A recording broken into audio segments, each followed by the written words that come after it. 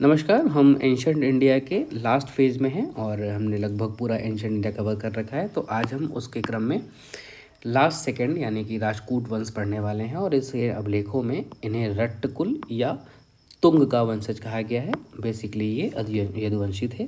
इनका जो मूल स्थान है वो लट्टलूर प्रदेश यानी कि लातूर उस्मानाबाद जिला महाराष्ट्र में पड़ता है, वहाँ था। ये चालुक्यों के अधीन जिलाधिकारी हुआ करते थे जो कि कर संग्रहण किया करते थे। ये उनकी बात हो रही है। राष्ट्रकूट नरेश कृष्ण फर्स्ट ने एलोरा के कैलाश मंदिर की स्थापना करी थी, पूछा गया है बहुत बार, अतः ये इम्पोर्टेंट हो जाता है।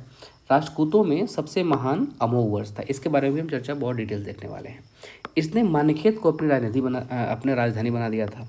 पूछा जाएगा कि राष्ट्रकूटों का सबसे महान शासक अमोघवर्ष अपनी राजधानी कहाँ बनाया, तो उत्तर होगा मान्यखेत।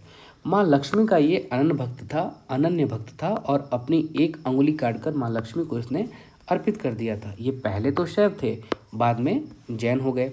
आदि पुराण का जो लेखक है जिनसेन, इसी के दरबार में वो निवास करते थे और जिनसेन के जो शिष्य रहे उनका नाम गूढ़भद्र था। उन्होंने क्या लिखा, पार्श्वाद्भुदय, यानी कि जो जैन धर्म के प्रवर्तक थे पार्श्वनाथ, उन पर जो है कि ये ग्रंथ या किताब आधारित है।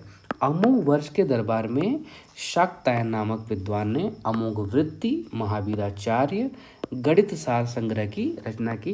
प्रमुख इंपॉर्टेंट है, ध्यान रखिएगा। अमोघ वर्ष के जो धार्मिक गुरु थे उनका नाम हरिसेन था और उन्होंने हरिवंश की रचना करी थी, हरिवंश नामक ग्रंथ की रचना करी थी। नेक्स्ट है कर्नाटक शब्दानुशासन के लेखक भट्ट कलंक ने अमोघ वर्ष को बलि, दधीची, जिमूतवाहन और सिवी से भी बड़ा विद्वान या त्यागी कहा था। ध्यान रखिएगा, ये पूछा जाएगा, पूछा भी गया है। राष्ट्रकूटों ने विद्वानों को संरक्षण दिया था, बिल्कुल ठीक बात है। और सोमदेव ने नीति वाक्यमृत नामक ग्रंथ की रचना भी करी थी। महाकवि रन्न या रन्ना ने जैन ग्रंथ अजीत पुराण की रचना करी। जैसे ही फैक्ट आ रहा है ना, ध्यान में रखिएगा, इंपॉर्टेंट होगा।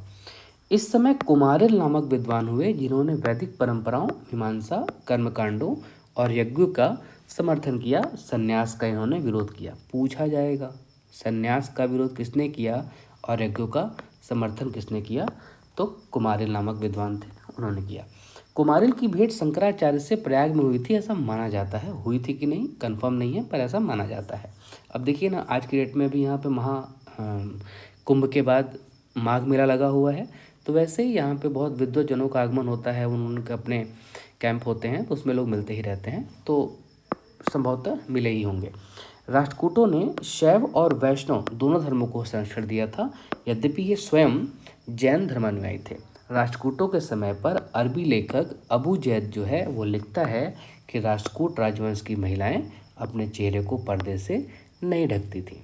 मध्य एशिया से आए जो यात्री रहे उनको बेसिकली यही लगता है कि महिलाएं असूर्य पश्चात रहें, सूर्य को न देखें और पर्दे में रहें तो ही उनका। अब देखिए, पर्दों का भी अपना एक नया ख्याल है। क्या है कि प्रॉब्लम ये थी कि अगर चूँकि मध्य एशिया का जो रीजन है वो बहुत रेतीला है और रेतीला होने की वजह से उस तरह के कपड़े पहनना उनकी मजबूरी भी है। बहुत तेज़ धूप होती है, धूल भरी आंधियाँ चलती हैं, तो खुद को बचाने के लिए और आँखों में धूल अब कंकड़ न चले जाएँ उसको बचाने के लिए बुर्का, नकाब या जो पुरुष एक तरह का खास वस्त्र पहनते हैं, आप देखे होंगे, पूरा ऊपर से लेकर नीचे तक पहनते हैं।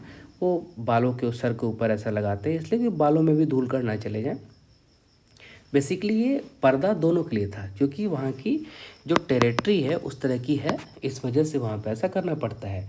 बाद में क्या होता है, एक कहावत है ना कि जब एक पुरानी पीढ़ी की जो मुश्किलात हैं वो अगली पीढ़ी के लिए धर्म बन जाती है ना। तो ये बस वैसा ही है। आज भी आप देखेंगे कि जब वज़ू करने कोई नमाजी जाता है तो उसके पास एक ख़ास किस्म का लोटा है जिसकी मतलब चीज़ें ठीक है, पर उसमें छोटी सी जो है कि पाइप से निकली होती है कि कम पानी निकले। ये मध्य एशिया में लोग पानी की कमी से जूझ रहे थे, इस वजह से यहाँ पे ये कम पाइप जैसा निकला होता है। यहाँ पे भारत में ऐसी कोई स्थिति नहीं है, पर बस वही है, दिमाग नहीं लगाना है, बस जो चीज़ें चली आ रही परंपरा से उसका स्वागत करना है, उसको आगे परंपरा बना लेनी है, नियम बना लेना है। तो बहरहाल ये टेरिटरी आधारित चीज़ें होती थी, यहाँ पे इसकी आवश्यकता नहीं है। फिर भी अबू जैद ने जो देखा वो लिखा। आज के लिए इतना ही, नेक्स्ट क्लास में कुछ और देखेंगे।